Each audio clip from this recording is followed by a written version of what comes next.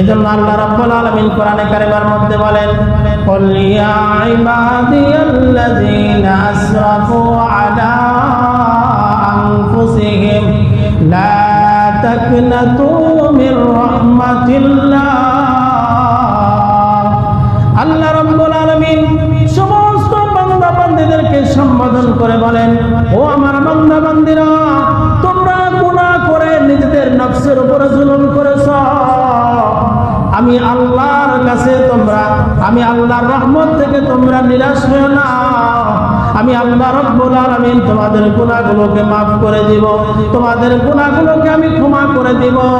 তোমাদের গুনাহ মাফ করতে আমি আল্লাহর ভালো লাগে, কিন্তু এই ক্ষেত্রে শর্ত হলো গুনাহ হয়েছে, আমাদেরকে তওবা করতে হবে। তওবা যদি আমরা করতে পারি তাহলে আল্লাহ রাব্বুল আলামিন আমাদের তওবাকে কবুল করে নেবেন। এজন্য গুনাহ হয়েছে, চিন্তিত হওয়ার কোনো কারণ নাই।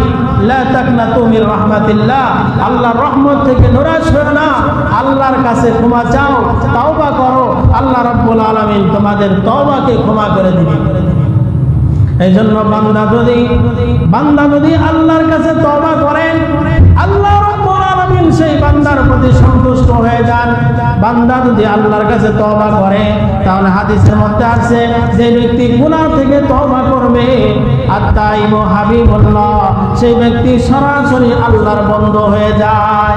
হাবিব শব্দের অর্থ হলো যেই ব্যক্তি তওবা করবে খাঁটি দিলে, ওই ব্যক্তি হাবিব হবে। আর হাবিব হওয়ার অর্থই হলো আল্লাহ ওই ব্যক্তির জন্য পাগল হয়ে যাবে। বলেন সুবহানাল্লাহ। আমরা যদি খাঁটি দিলে তওবা করতে পারি, খাঁটি দিলে যদি আল্লাহর কাছে আমরা কান্নাকাটি করে আমাদের গুনাহকে ক্ষমা করাইতে পারি, তওবা করতে পারি, তাহলে সরাসরি আমরা আল্লাহর বন্ধু হয়ে যাব। এই জন্য প্রিয় নবী বলেন, আত-তাইবু হাবিবুল্লাহ, গুনাহ থেকে যেই ব্যক্তি তওবা করবে সে সরাসরি আল্লাহর বন্ধু হয়ে যায়। হাবিব শব্দের অর্থ হলো ওই ব্যক্তির জন্য আল্লাহ পাগল হয়ে যাবে।